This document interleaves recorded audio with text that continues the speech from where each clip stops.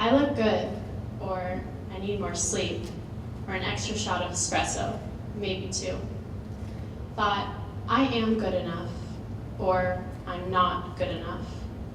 For some reason, that last one is the most common among us. We have somewhere along the way adapted our brains to believe that it's okay to put ourselves down.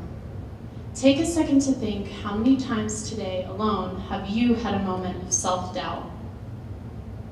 We allow ourselves to look into the mirrors and say those things to ourselves that we would never say to another person. We are our harshest critics. I myself have had thoughts like these quite often, and some days it was all I could do to avoid a mirror. When did this little girl filled with so much hope and wonder and confidence and strength grow to lose it all?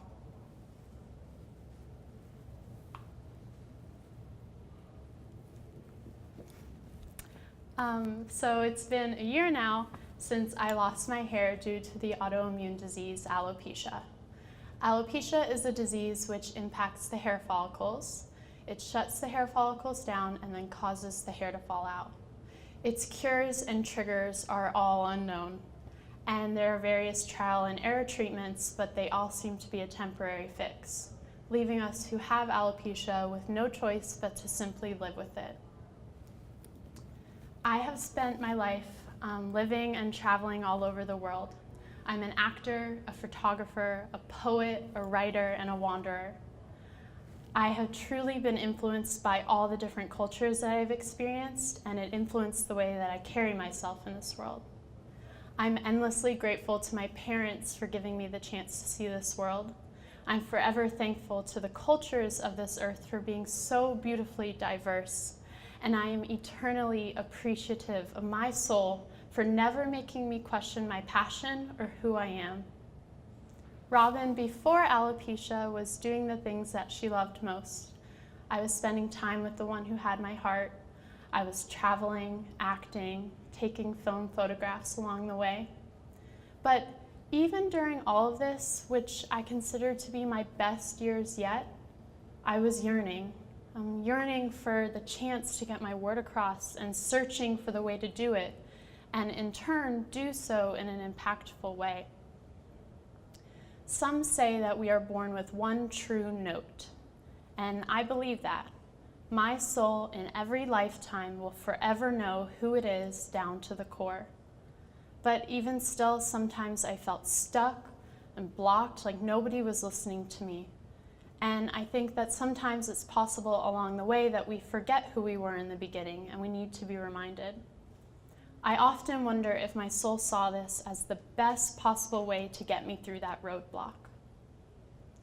In India, they grew up believing that we are spiritual beings in a physical body. But here in the Western world, we seem to believe the exact opposite. We care so much about what our physical body looks like. Am I thin enough? Am I pretty enough? Am I worthy enough? Am I who the world wants me to be? And I am guilty of those thoughts. And women especially, we've created this opinion based upon other people's opinions. We must always be fit. We must always have our hair done, our makeup done, have it all together. When I first realized that I was going to lose all of my hair, that it was inevitable, my first thoughts were not, is my health okay? Am I going to die? Is something detrimental happening to my body? No concerns for my well-being at all. My first thoughts were, how will I ever be a model or actor again? How can I go out in the world like this? He won't want to date a girl like this anymore. Nobody would. And that is a harmful flaw in our society. Have you ever felt stunted by this mindset before?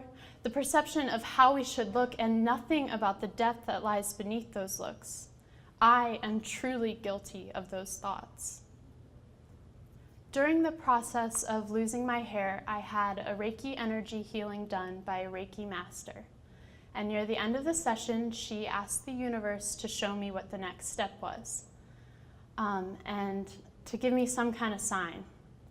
And that evening, my long-distance boyfriend unexpectedly broke up with me, and I quickly slid down to the darkest time in my life. I felt like everything I had ever known was gone. My rock was gone. Everything in my life had disappeared, and I was truly broken by all the sudden changes in my world.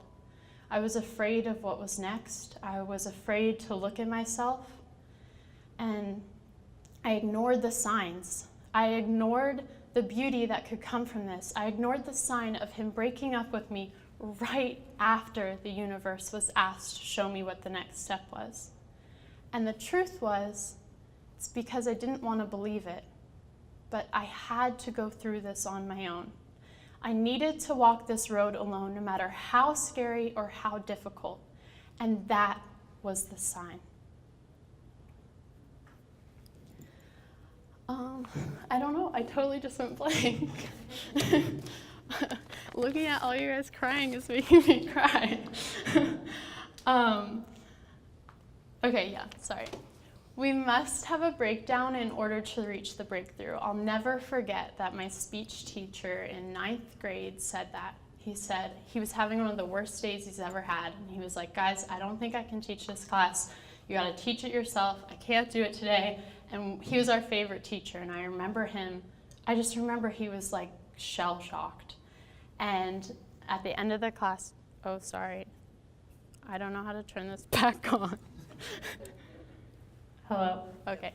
At the end of the class, he kind of thanked us for just, letting him have that time, and he said, we must have a breakdown before we reach the breakthrough.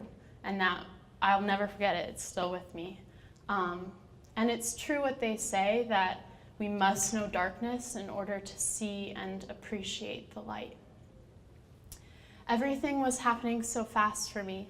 I was losing my hair, my eyebrows, my eyelashes, my life as I knew it faster than I could even process. But I kept holding on through the heartache and through the emptiness until one day shined bright stars through the cracks of my soul. And I felt that I had no other option but to simply accept it and play the best cards with the hand that was dealt to me. And when I did that, a shift occurred. The support and transcending vibration of love that was traveling towards me, it was magnetic and mind-blowing. Doors began to open where only walls once lived before. And I felt like my questions, which were once filled with so much yearning for something bigger, something greater, they were answered. This was my purpose, and this was just another step in the journey through my self-discovery. Of course, I still have the days where all I want is my full head of hair back. I want to gently rest my head on someone's lap as they tuck my hair behind my ears. I want to keep the new hairs that are growing and not lose them again for the 5th time. I make jokes about looking like Gollum from Lord of the Rings or Britney Spears during her 2007 breakdown. Or at least now they can just use me as the alien in the next franchise film, and they don't have to spend an enormous amount of money on CGI. I look at myself and I feel like a foreign object in a stranger's body. I don't see somebody that looks familiar. But as quickly as those thoughts come, they dissolve. And then I see someone who is coming home to herself, coming home to who I was before life got in the way. A person that is more determined and driven and vulnerable and open and raw. I have shed the preconceptions of what I should look like or who I should be, and I encourage you to do the same. Women, we are often defined by our hair. It adds a sense of femininity. But having alopecia did not make me any less of a woman. I am not defined by my hair. My hair was actually a veil for me to hide myself behind, and I urge you to figure out what your veil is. With no hair, I am forced to embrace my flaws. With no hair, I must walk head held high. I am not my hair. My whole life, I have felt a sense of loneliness, like I'm operating on some different frequency and most don't understand me. I've always felt my emotions at an extreme 10, which has always made me feel like I'm too much of something or too much of everything for others. But then I realized how heavy it must feel to not express every emotion, to not explore every feeling, and how wearing and draining it must be to spend your life hiding and running from that. Recently, the great Sam Shepard passed, and I came across some of his words which I had never read before, and they struck me. He said, "You know, I don't even think it's necessary to try and escape your background. More and more, I think it's necessary to see what it is you inherited on each end of the stick. Your timidity, your courage, your self-deceit, your honesty, and all the rest of it." After I read that, I thought, wouldn't life be mundane without all of our layers? No matter how beautiful or how unattractive each layer is, they are all worthy of being expressed. During this time of losing my hair, I've had little moments of enlightenment.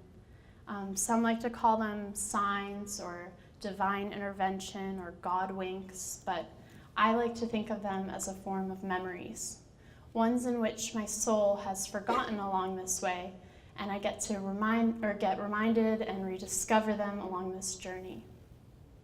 When I felt as though I was losing the power and beauty to see life and love in all the beautiful colors in which they exist, I would close my eyes. And when you find yourself forgetting, close your eyes too. The colors are there and the wonders are there. You are there.